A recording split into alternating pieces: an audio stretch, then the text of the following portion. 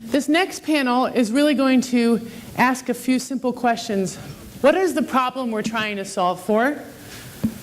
And how can we in this room begin to motivate and plan for a future that connects our land base and our industry to enable a truly sustainable food systems? We use the word plural, and you remember last year we used the word food systems broadly for 21st century agriculture.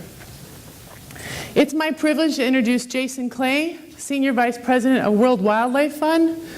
Dr. Clay leads the work of World Wildlife Fund for U.S. agriculture. He is a visionary. He's done many TED Talks. He's a great friend and partner of our industry. Pierre Gerber, Senior Policy Officer from the Livestock Production of Health and Division of the FAO UN. Pierre is a Livestock Policy Officer at the United Nations Food and Agriculture Organization. He is based in Rome.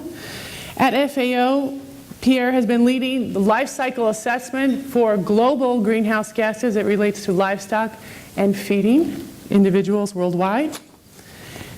Juan Tricarico, Director of Cow of the Future, Dr. Tricarico, who leads our Cow of the Future effort and really can tell you every single thing in the four stomachs of our animals and what they mean. And Jerry Bingold, we fondly call him Dairy Jerry, who really has been leading our research and efforts as it relates to how can the United States dairy industry attract a global food waste and manure opportunity for our industry. The format of this next session is going to be the art of storytelling. All four presenters will be giving their point of view, and at the end, we'll have time for 10-minute questions. So with that, I'd like to introduce Dr. Jason Clay. Thanks.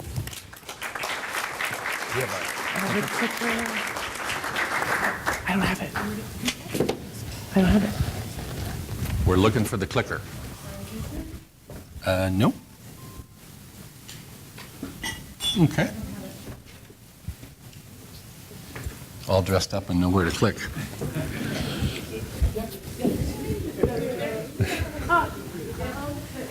There you go. Thanks. So Mike brought us from the past to the present, grounded us in looking towards the future. I want to take us up to not just 30,000 feet, but maybe 60 miles to actually look at the planet and where we are and lay that as the backdrop for the discussion. I'm not as handsome as Mike, so I brought a lot of slides. And I didn't say pretty, I just said handsome. This is the challenge. In the next 40 years, we have to produce as much food as we have in the last 8,000. And we've got to figure out how to do that and still maintain the planet. How to provide food security, hopefully for people that have rising levels of income, rising standards of living, and yet still have a planet that we can live on. We've got to get the equation right. Population times consumption has got to be within the confines of the planet. Technology is going to mitigate that a bit, but we've got to figure out how to live within our means. A lot of people talk about population. Population by 2050 is going to grow by about 23%. Aging may be actually a more significant impact on the planet than population. But the biggest one is income. The projections are that globally per capita income is going to increase by 190%. And that's going to lead to a doubling of per capita consumption. Population, the end's in sight. By 2100, they're not going to be more people. In fact, it's probably going to start declining a bit. There's no end in sight on consumption. How are we going to live within the means of this planet? Whatever the impacts are that are acceptable with 7 billion people per capita are going to be considerably less per capita with 9 billion people consuming twice as much per capita. Just do the math. We've got to reduce the impacts by at least 50 to 60% individually to stay within the planet. And our data shows that we're kind of already living beyond the carrying capacity. We're eroding the natural resource base in many places. We got to do more with less.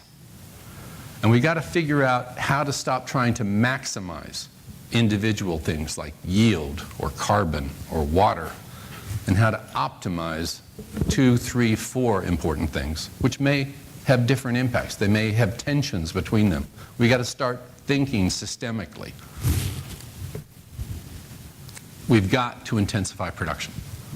There is absolutely no way around it. If we don't want to farm and ranch every single inch of this planet, we're going to have to intensify production, but we've got to do it sustainably. More sustainably than we are today. And it doesn't matter what your preference is or what your ideology is, whether it's organic or fair trade or free range or confined animals or no-till or conventional agriculture, everything has to double per unit of land, of water, of labor, etc. by 2050. Which ones can do that? What's the science behind it? What are the impacts of doing that? Those are the questions that we not only have to start asking, we've got to start answering. So the issue isn't what to think, or as somebody said earlier, it's not just about the data. It's about how to think, about how to connect dots laterally, about how to see connections that we weren't even aware of in the past, how to ask better questions that our science probably won't be able to answer for another 5 or 10 years. But if we don't ask the question today, we're never going to answer it. We heard about consumers earlier. So here's my question. On a finite planet with limited resources, should consumers have a choice about sustainable products? Or should all the products on the shelf be sustainable? And if all the products on the shelf should be sustainable, then what strategies would we pursue? And how different would they be from what we're doing today? Sustainability is not about a premium. It's about putting a product on a shelf from now until the end of time. That's how we have to start thinking. We live in an interdependent world. 8 countries and trade provide food security for those countries that can't produce enough any given year. 8 countries provide 65% of all the oil seeds, the same that are traded. The same 8 countries provide up to 85 to 90% of all the cereal grains. Well, 4 of those 8 countries had a drought last year. 3 years ago, when just 1 country had a drought and closed its borders to wheat exports, Russia, a person set themselves on fire in Tunisia. Dock workers had strikes in Egypt. The middle class started striking over food prices in Algeria, and you had, before you knew it, the Arab Spring. We're going to have more weather variability. We're going to have some of the most important places for food security that are affected by drought. And drought isn't a short-term thing. The USGS says in the US that soil moisture is going to take 18 to 54 months to bounce back from 2012. We get another drought within 54 months of that area, in the same area, it's going to compound the impacts. Nobody's looking at this stuff. Got to ask better questions. We deserve better answers. And yet, even though one way to manage a planet is through trade, if you're going to manage it sustainably, produce the things where you can produce them best. Trade them to the places that can't produce food but can produce something else. But today, we have more trade barriers, and they're higher for food products than any other sector. We've got to change that. We've got to figure out how to address that. We shouldn't be sending alfalfa and soy to China. We should be sending milk solids. We should be sending animal protein. China doesn't need to grow animals and produce pollution. They need to feed their population. That's a different thing. It's how to think about the issue. And we've got to deal with the fact that food is too cheap. We're not covering the true cost of food. We don't pay for water. We don't pay for water pollution. We don't pay for greenhouse gas emissions. And yet, 1 billion people can't afford food today at its current price. How are we going to deal with that? That's only going to get worse going forward. So how would you define sustainable food systems? I was asked this, so I included a couple of slides here. It seems to me it all starts with the soil. and probably the single indicator is carbon. Managed soil carbon, soil organic matter. But it's also about producing sufficient calories and nutrients for all. It's about making sure you have farmers. How can you produce food without farmers, unless farming is attractive? And it's about shipping from the places that actually produce surpluses to the places that don't. That's how you get food security. We don't need food self-sufficiency. We don't need to produce coffee in Chicago. We need to trade it. So what are the barriers to sustainable food? Well, there's some of the things we've talked about. But declining productivity per person is one of them. Declining availability of land per person is one of them. Declining livelihoods of producers is another one. And that affects recruitment. Trade barriers is another one. And I think probably the biggest impact on the innovations that we need going forward are subsidies.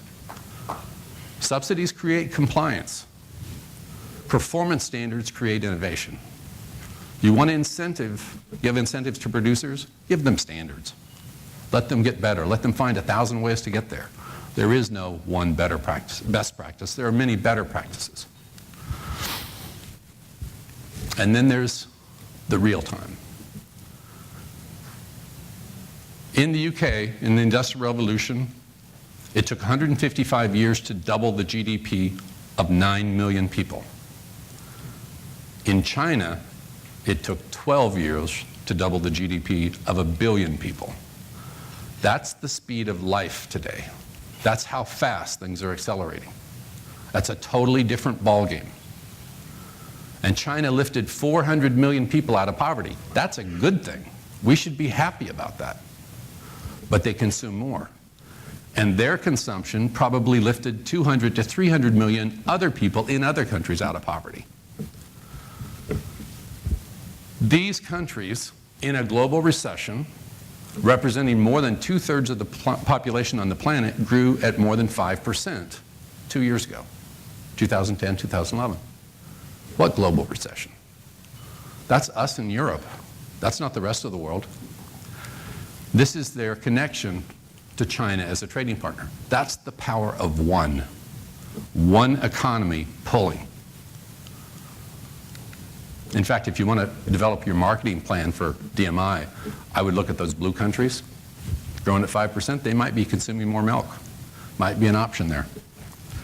Now this is where it relates to my world. This is the collision course that we want to prevent.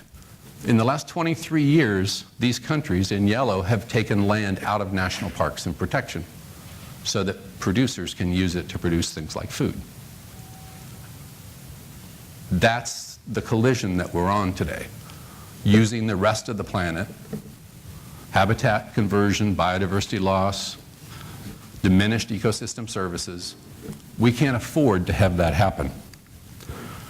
We got to freeze the footprint of food while producing more and maintaining the planet. Here's some ways that we think we can do that. We can take degraded land and rehabilitate it, bring it back to production. We got to use genetics. As they used to say in Missouri, dance with the one that brung you. Genetics got us here. We'd be hunters and gatherers without genetics. We got to use genetics. What's acceptable in different countries is going to vary, but we've got to use genetics. Better practices. Waste. 1 out of 3 calories we throw away today. That's equal to half of the new food we'd have to produce by 2050. Got to get rid of waste, or at least cut it in half.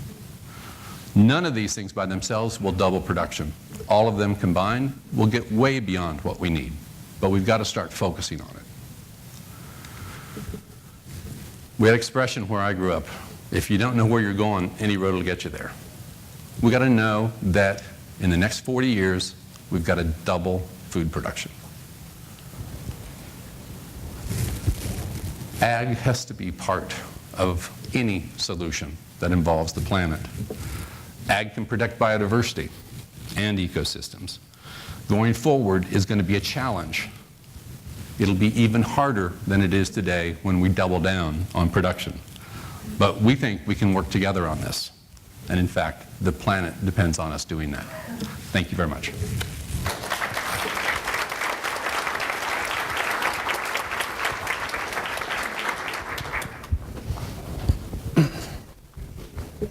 Good morning. Well, as Jason put it, food demand has been with us and will be with us for still a long time. And that demand is really the raison d'etre of the FAO, the Food Agriculture Organization of the United Nations. The objective of that organization is food security, to achieve food security. Food security is about physical availability of food. It's about access to food, including economic access to food, and it's about the safety of food. So, if we look at livestock products, growth is really taking place in developing countries. Jason put that already to you. It has happened in developing countries in the past. And if you look at the gap in consumption between the most affluent countries and developing countries, you see this tremendous potential for further increase in consumption. Okay, this gap represents the potential for increase. So, again, a little bit making it more specific, but going in that direction, we have this dual challenge of one, growth in consumption, and this growth in consumption, for some, is an essential need. It's food security. It's the 1 billion that are still hungry, right? For others, it's just affordability, demand which responds to changing habits and to pleasure sometimes. Okay, we have that on one side. On the other side, we have the limited natural resources, the limited planet we have to work with it. Okay, we know climate change. We know the issue of limited rock phosphorus. They're going to be depleted by within about 100 years. And then where do we find phosphorus? Big question. Water resources, the constraint, the depleting resources, the fact that this already creates some insecurity in many parts of the world, and biodiversity erosion. The rate of erosion is faster now than it had never been before. Okay, so we have this dual challenge. And when the sector addresses that, it's not only the animal producers that have to address that. It's the whole chain. And we know livestock is so complex and so interesting for that reason, because those are long, complex chains, from feed producers to downstream processors, retail, and so on. And we all can organize optimization all along that chain, okay, which sometimes crosses different oceans along the chain. But there is also a kind of business side of this sustainability growth within constraint. And if we look at the particular case of greenhouse gases, methane, nitrous oxide, carbon dioxide, to the climatologist, those are noxious emissions. They create climate change. But if you take the stand of the producer, of the farmer, these are losses. Methane is energy. Okay, you can run gas operations. And that's energy we've paid and put a lot of effort in getting feed resources, right, to the animal. And yet we lose part of that energy in the form of methane. Nitrous oxide is nitrogen. And you know how much it costs to agriculture in general to transform nitrogen from the atmosphere into forms of nitrogen that can be used by the plants, and how much it costs to the farmers to manage that nitrogen on the farm. Carbon dioxide. This is fossil fuel that the sector has to pay for. But even more importantly, this is organic matter we lose from the soils. Then we lose the capacity to produce more. This is a major production factor. So that's our stand. And those resources are increasingly pricey, so we cannot anymore afford to waste them. That's the business case of this whole point. But certainly the good news for the ruminant sector, and dairy in particular, especially when it comes to greenhouse gases, it is nice combination and positive relation between increased productivity here, output per cow, right, and emission intensity per liter of milk. And those dots are country in the world. So you see that there is this gradient. And you can make improvement at any stage of that gradient. That's why some of you could commit to reduce greenhouse gas emissions by 25% by 2020, right? But look at here. Here you are in India, you are in Kenya, you're in places where food security is still at stake. And I don't like the term win-win, but here I think we have a nice one, right, of moving together food security and emission intensity reduction. So where would you go if you had to reduce emission intensity? Well, one thing would be to go to the places where we have highest emissions per unit of output. Here it's all livestock commodities together, expressed in units of protein, right? So you go to the brown areas, and I have highlighted a few here, right? But look at, in each region, in each system, the diversity. Look at the pixels, how the colors mix. That means that in all regions, we have a diversity of different intensity of emission. And in that diversity, in that gap, we find the mitigation potential, because some are already operating at higher standards than others, okay? But we shouldn't lose sight of the fact that, yes, we can be more efficient, but if our efficiency goes up, but at the same time our output goes up even faster, well, we still have a problem, right? So we also have to look at overall numbers, overall emission numbers, per unit of area, per country, per habitant, and so on. And this map here now expressed also greenhouse gas emissions per unit of land now, not anymore per unit of protein. Okay, so we have still our places where we have highlighted before, and some of those also have high emissions per unit of land, which means that they are probably good candidates, for mitigation. And also areas where we have to think in terms of how we can speed up the adoption rate of best practices, right? And in those areas, you can easily touch a large number of farmers. Of course, if you go in the blue areas here, it's very marginal. How do you touch the farmers? How do you approach them? That's very costly. But those areas which were very much blue in the previous map, where we have achieved already high performance, look, they still count, because their output is so high that the overall emissions is still high, right? So this is why the action which is led in this room and other sectors of the world is also so important, because in those areas, even when you have a small reduction of emission intensity, you still achieve a great mitigation effect. And I'm happy to show this slide here. These slides come from the center, and I promised I also use that slide in other meetings, so it's not only here today. But I think it's a great job that the Innovation Center has done in understanding the diversity of practices and in identifying within that diversity all the mitigation potential there is. So yeah, well done here. So last slide. The livestock sector is growing fast, and it is really a resource-hungry sector. We are operating on a trophic level 2 or 3. Livestock eat plants, livestock eat livestock products. So along the chain, we lose efficiency, and we are more resource-hungry.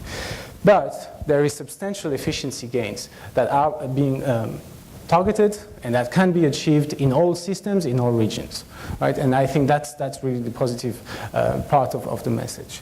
And FAO is really happy to work together with the sector on those issues, both on the science, and I really appreciated your points about science this morning, about the need to have it science-based, to have the metrics right, to have them peer-reviewed, so we are not here in the greenwashing. That is really important. And the second aspect is all the multi-stakeholder engagement. It's private sector, but it's also NGO, CSO, it's also government, it's also international organization, and so on. And there, FAO certainly has a role to play in facilitating that debate. Thank you.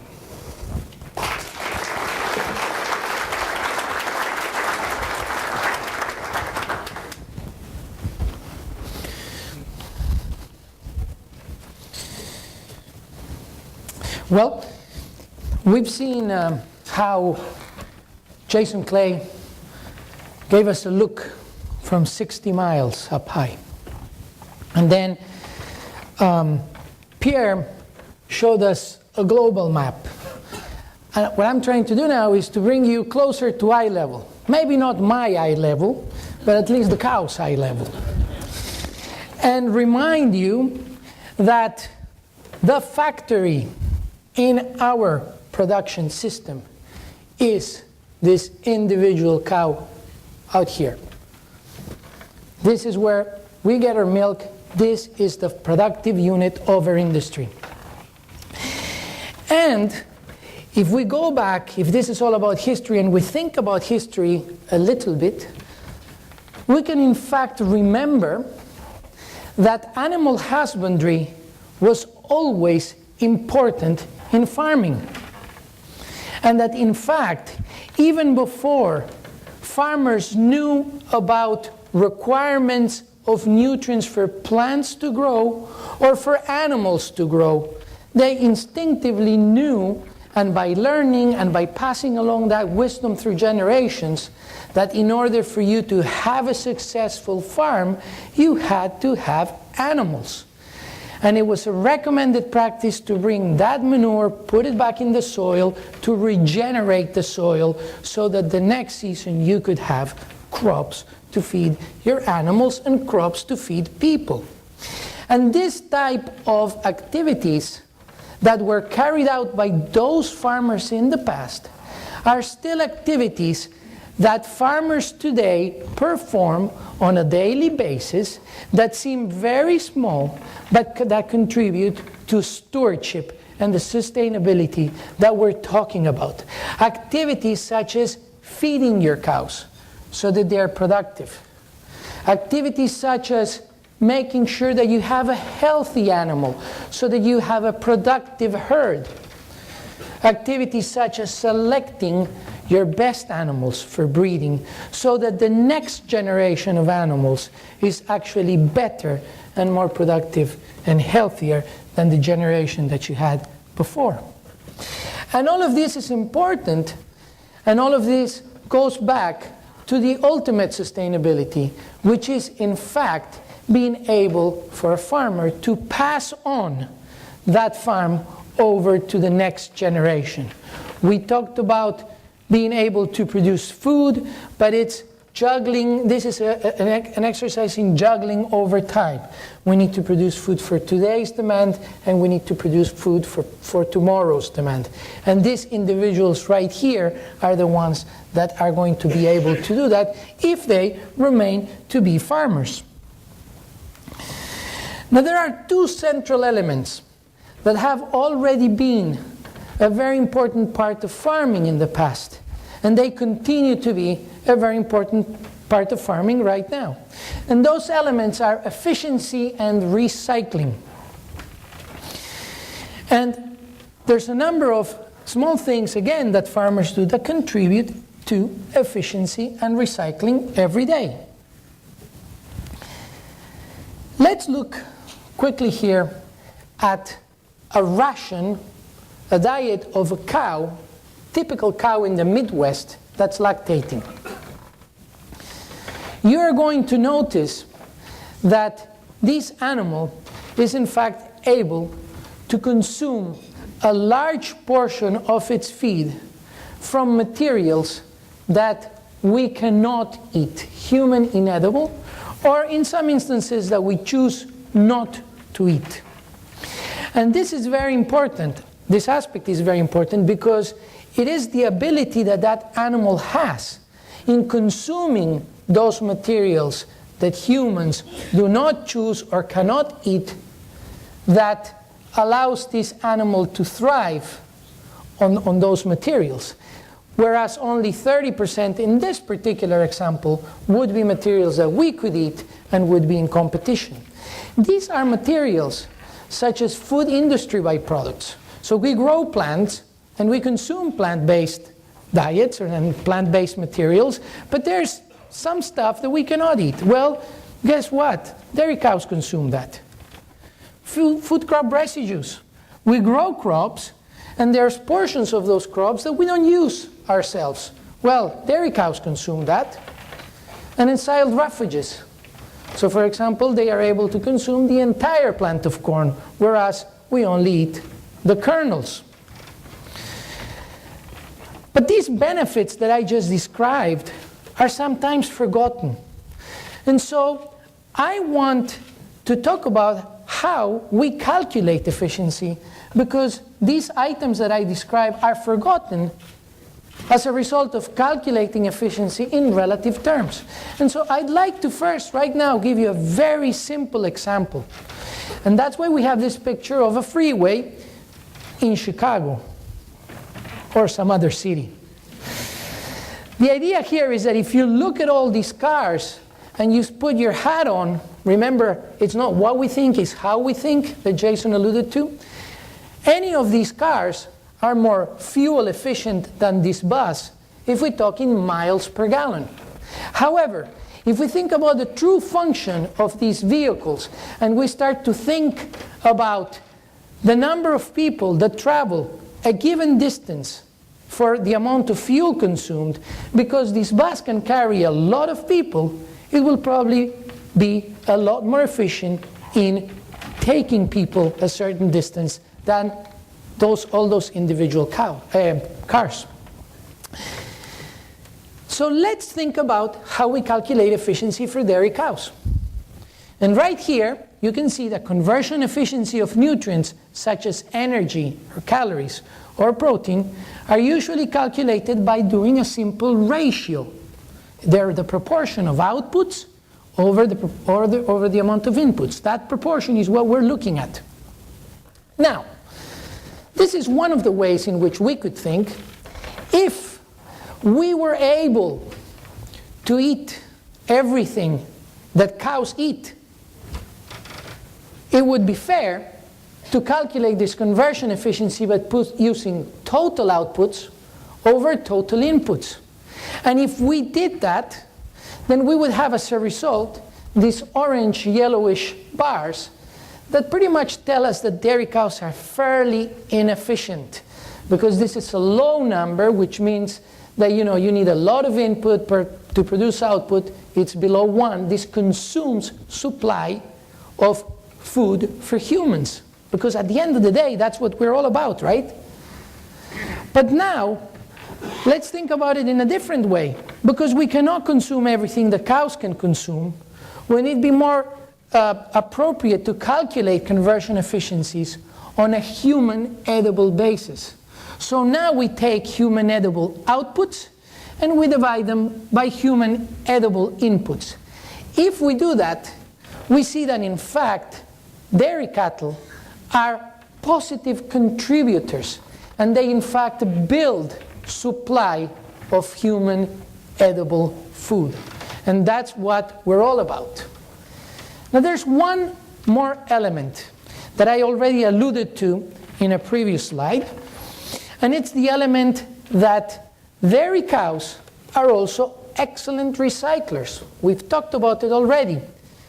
There's a lot of nutrients in that manure that can be brought back to the land so that we can produce crops.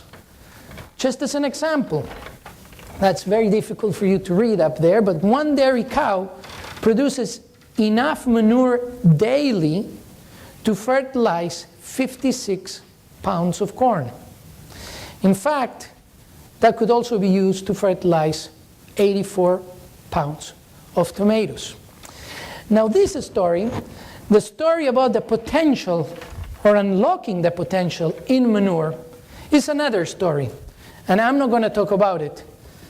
In fact, my colleague Jerry Bingold will come up here and finalize this presentation for today with that particular story on manure. Thank you.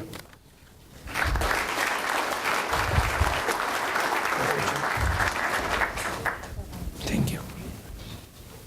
Well, good morning. If this is about telling a story, I got a story to tell you, because you're writing it. All I'm up here is to read you the story that you're writing in this room today on these 4 pages, and so here's some slides so you believe it. And so let's just begin and say right off, we have an amazing opportunity in the dairy industry. You saw the threats. Let's talk about what we can do at the ground level on the dairy. Working with retailers, and there's some of you in this room, and with technology partners, we can potentially repurpose 129 million tons of cow manure and food waste annually to capture $3 billion in business value for milk producers and their partners. My job is to put 1,300 anaerobic digesters on dairy farms by 2020 to help you make this happen. Today we're going to talk about the potential national market value of all the digester products possible, the size of the market, and how to access the market potential. I'm excited to report that there are dairy farmers and retailers and technology suppliers in the room today setting the pace in developing the digester products and the markets.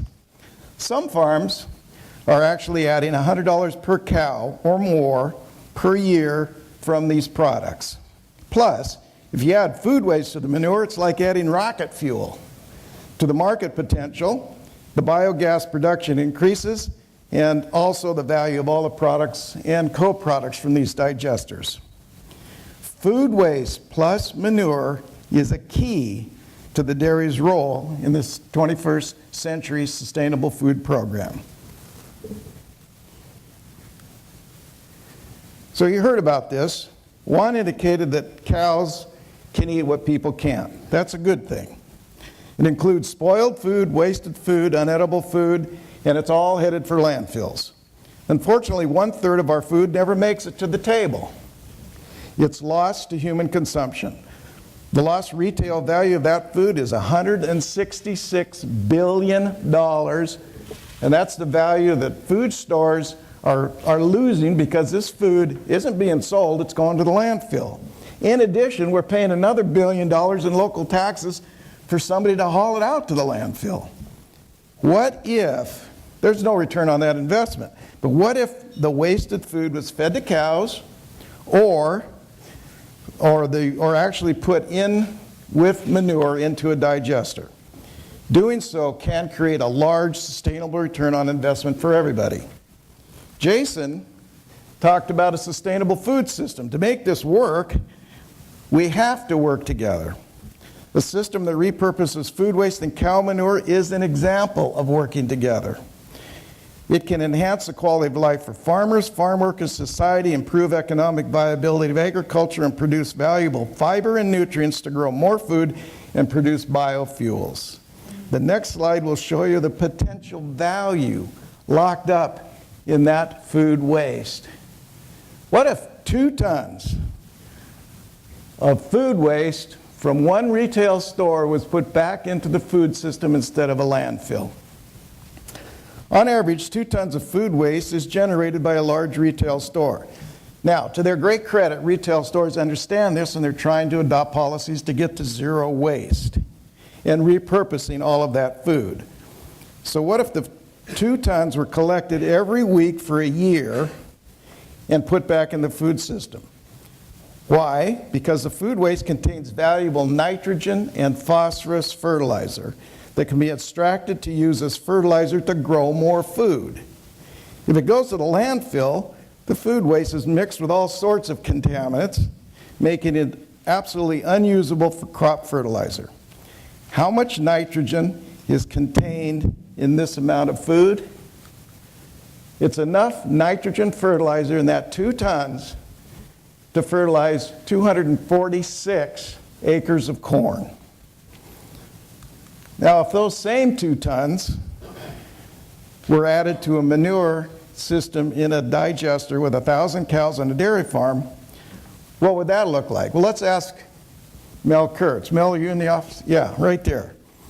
Mel, stand up for a second because I want people to see you in case they have questions. Okay, Jerry. Okay, Mel. Thanks, Jerry. Mel is president of Quasar Energy, one of the heroes in the digester business.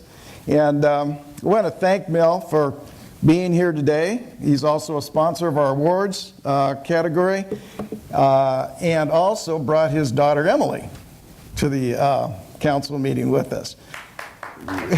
Hey, one real quick, Chicago Browns Chicago Browns, I just screwed it up. He'll never forget. But the Browns have a stadium in his hometown, and so the NFL wants to repurpose food waste, right? And so we were there, and they're going to collect all the food waste from the stadium, and they're going to take it out to a dairy digester that's close by him, and that food is going to mix with manure, be repurposed, and create nutrients, okay? So we're really pleased about that as being a potential model. And let's go back to the Jordan farm here where the Quasar digester is operating. Randy Jordan, this farm's up in Massachusetts, he's making money on this digester. 2 tons of food waste per week is being combined, or can be, if 2 tons of food waste were combined in this digester, it would produce enough phosphorus fertilizer to grow 1.6 million tons of red ripe tomatoes. A lot of phosphorus in that. And enough nitrogen fertilizer to grow enough corn to feed 1 million people. So that's just 2 tons of waste a week for a year in a digester with manure. The answer, what if now we took all of the waste available in the United States and put it in digesters with all the manure available on feasible farms in the United States? The answer is a national market value of anaerobic digester products that equals about $2 billion. Okay? The report that says this was commissioned by the Innovation Center, and it was conducted by the Center for Advanced Energy Studies in association with the Idaho National Laboratory and Informa Economics. In fact, Dennis Kaiser, I saw you. Where are you, Dennis? Stand up. You want to ask about the report. He's part of the guys that wrote it. So, Center for Advanced Energy Studies is a partner with the Innovation Center. Tremendous report that was published. I encourage you to read it. It shows that partnerships between dairy farms, food processors, and retailers have the potential to address environmental concerns and create nearly a $3 billion bioeconomy for food and agriculture. Read the report. It's fascinating. It's fully available on the Dairy Power website, usdairy/sustainability and .com. The report found, let me show you this. This is real interesting. The report found that most of the benefits come from soil amendments, ecosystem services, markets, and nutrient recovery, as shown in the green part of the bar. This represents twice the value of electricity that's shown in blue, which is currently seen as the primary revenue source for digesters. By looking at electricity, we are missing the biggest piece of the pie that represents the most revenue potential and environmental benefits from digesters. Manure plus food waste plus value-added products. That's where we should be looking. Now, if 2,647 feasible farms had digesters operating today on dairy farms, they would have a combined capacity to consume more than 40% of all the cow manure in the country, plus 70% of commercial and retail food waste that's going to landfills, along with 5 additional million tons of industrial food waste. If this were the case, the ecosystem benefits shown in the report would be as follows. 1 billion bags of nutrient-rich potting soil from farms could be sold in retail. We would take 3.2 million cars off the road, which saves the equivalent of greenhouse gas reduction of about 34 million tons annually. And that's basically all the cars in the state of Oregon that are registered. We would supply 1 million homes with green power for an average value of about $894 million. We would produce more phosphorus fertilizer than the total requirements for the annual U.S. tomato production industry, and enough nitrogen fertilizer for almost 5% of the annual corn crop. I mean, we're talking some pretty big stuff here.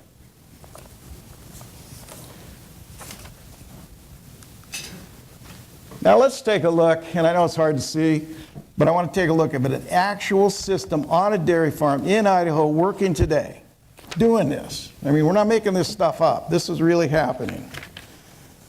What we're seeing is this digester partnership between Dean Foods, Ag Power Partners. It's located at the Big Sky West Dairy in Idaho. The project won last year, incidentally, the 2012 U.S. Dairy Sustainability Award for Outstanding Achievement in Energy.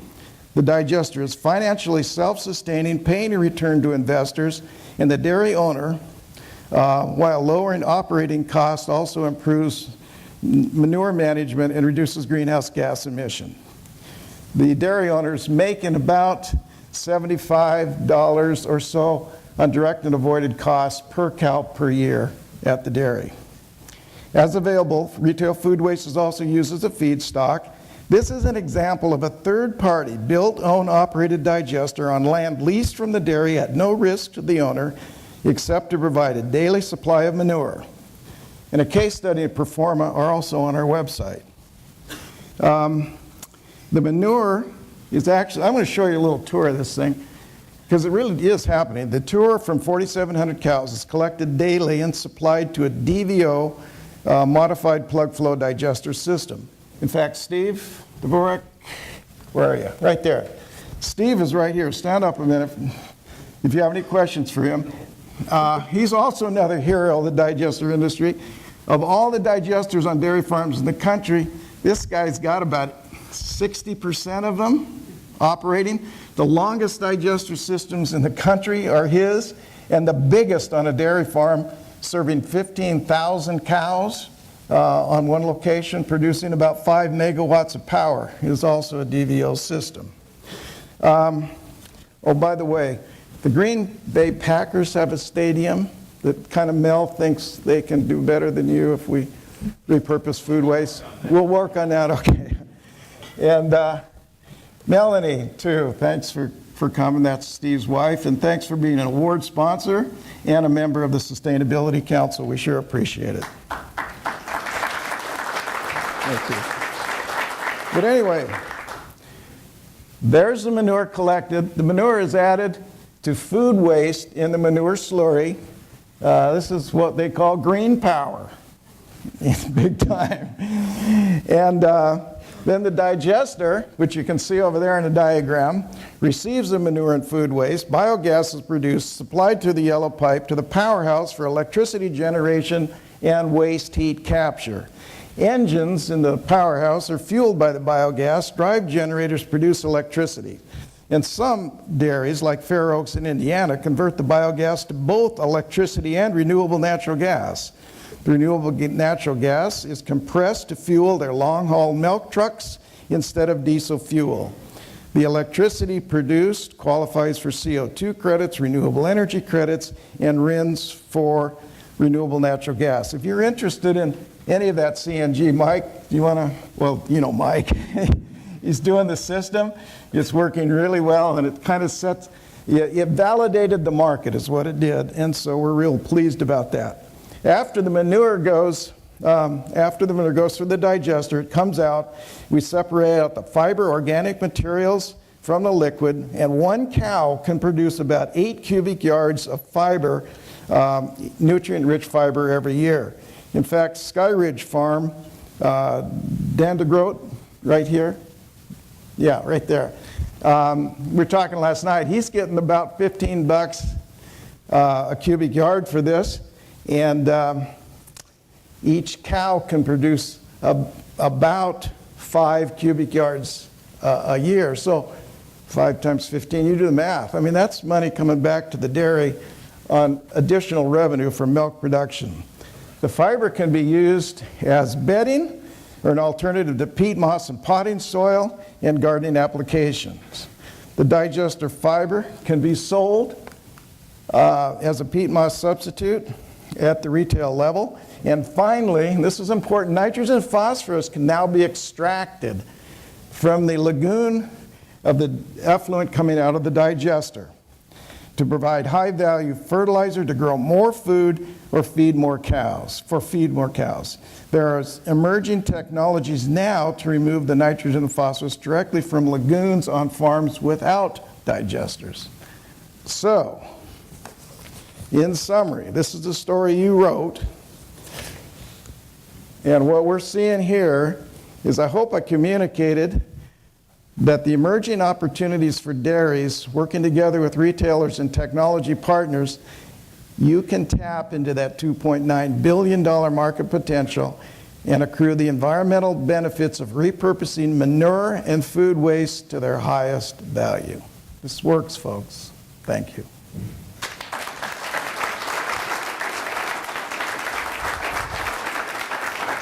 Thank you, Jerry. So now I'd like to call all the panelists back onto the stage. We'll have about 10 minutes. I think what we were able to show from the global stage all the way to our cows and then the future is how could dairy potentially contribute and enable a sustainable food system by creating closed-loop farms through our animals and potentially enhance technology for the future. So if you guys have any questions, we'll probably have about 10 minutes. We have time for probably about 1 or 2 questions. And of course, our panelists will be available at the break. Okay, then I see in the back, I keep getting, so mic runners? Yep, hi Emily. Great, Mike McCluskey right here. Thank you. Great presentation for all the panelists. Kind of I'll use Jason's a 60-mile view here, and it's related to GMOs because it's kind of the unspoken topic most of the times. And I agree with Jason's point, I think we all do, that this is a multidisciplinary way to approach it. There's many, many factors that are going to get us from here to there. But one that I strongly believe in is GMOs. And we got great representation here with some more, especially with FAO, representing a world view of this. And also I'd like a more direct discussion with Jason if possible on this. How do we convince the world? I think our American standards or U.S. standards of GMO production is scientifically sound and very well proven, and that it's safe and creates affordable food. How do we convince the rest of the world with organizations like both of yours to be able to help us get that word out to be able to meet all these goals that we're talking about? You want me to go first? Okay. You know, I spent some time in Ethiopia, and they have an expression, you can't wake a person who's pretending to sleep. I think that we have a situation where GMOs are a reality, and they're going to become more of a reality. A week or 10 days ago, Sainsbury's, Marks and Spencer's, and Tesco's all announced that they could not guarantee that the meat and animal protein products they were selling in their stores wouldn't be fed GMO feed because there simply was not enough non-GMO product to guarantee that. And I think that's already beginning to happen. I think the way that you're not going to convince some people because this is not a scientific issue. It's not about the science. There's a lot of pseudoscience discussions about it, but the problem today is that you can find a peer-reviewed journal to say anything you want to say about anything. And so my science, your science, you know, that's not going to work. I think the way to begin this discussion is to really look at how marker-assisted breeding using DNA can actually increase productivity, drought tolerance, disease resistance, those kinds of, and even nutrients within a species. And yet all of that technically, under the UN definition, is a GMO, without even using transgenics. And I think that's the thin end of the wedge that we need to get out there to start this discussion. But as China has now embraced GMOs and is rapidly, the Beijing Genomic Institute has more computational genomics happening in one square block in the city than the entire US has. Okay, so just this is how fast this is moving. They're now in the process with us and Mars and some others mapping the genomes of 25 African food crops and putting it all in the public domain so that plant breeders can get access to it. I mean, this horse has kind of left the barn. The problem is a lot of people in the house don't actually know it yet. And so we've got to figure out how to create a science-based discussion around this and also let the markets do what they're doing. How much soy today globally in Brazil or Argentina is GMO? More than 90%. And that's really the only large producers where it's not, where there is even, you know, not GM. Here, do you want to respond Well, FAO has no stand on that question, has no official position on that question, and the reason is very simple. FAO is the organization of its member countries, and since the member countries do not have a unified view on that question, there is no unified view at the organization level. Given that, I pretty much agree with what Jason said, that it's not really a science debate now, it really is a societal debate that is taking place on GMO.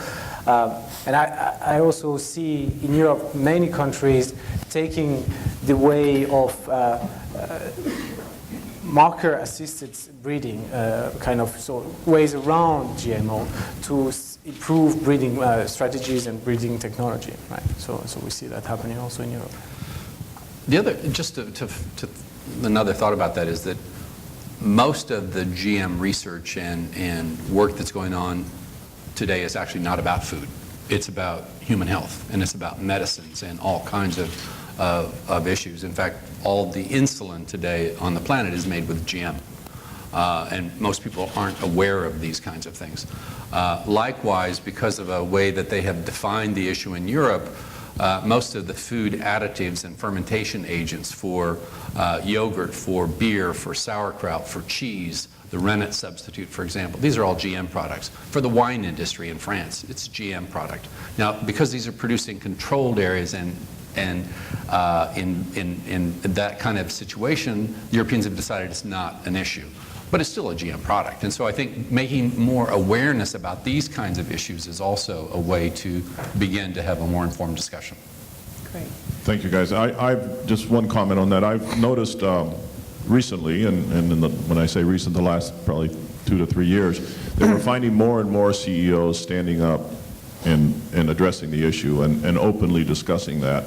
And I do encourage all of us in this room, as we have contacts with our organizations, that it is a discussion, as both of you have put it very clearly, and we need to have that discussion. I encourage all organizations to support that discussion, because it's kind of been a hidden agenda of a lot of organizations are afraid to bring it out because obviously consumers might retaliate, supporters of that organization might have issues, but the reality is that all these leading organizations, be it private organizations, governments, NGOs, or every time I have a discussion, they truly understand and accept and embrace the growth or the acceptance of NGOs. So again, I encourage all of us to do whatever we can to understand that it's a sensitive issue, but that let's all help drive this issue further every time we have an opportunity. Thank you.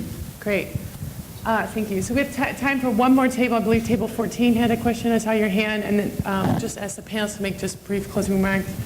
And we will resume soon. Go ahead. Yeah, thanks. Rob Cameron from an organization called Sustainability. So I guess that tells you something about where we come from. And it actually had a very similar question, but I want to build on it a little bit, which is that those of us that have worked in the arena known as sustainability for some years would instinctively feel that intensity and impact are somehow directly related. And it was kind of touching on that GMO point, where I'm wondering for further reflections on how, with greater intensity, we can have less impact, because instinctively, for many people, particularly in the NGO community, and I dare say in WWF, the instinctive feeling would be intensity equals more impact, not less impact. So I'm curious, Jason, for further reflections on that point about how, with greater intensity, we can in fact do the counterintuitive and reduce impact. Well, I think that since I was the one that said it, I think that we're very much in the camp that we have to intensify, but we've got to do it sustainably, and that means we've got to start measuring and managing what we measure better, so that we can identify what are acceptable impacts of greenhouse gas emissions, both at a total level and an efficiency level per unit of production. It's not maximizing one, it's kind of optimizing several things. But let me put the flip side back to you.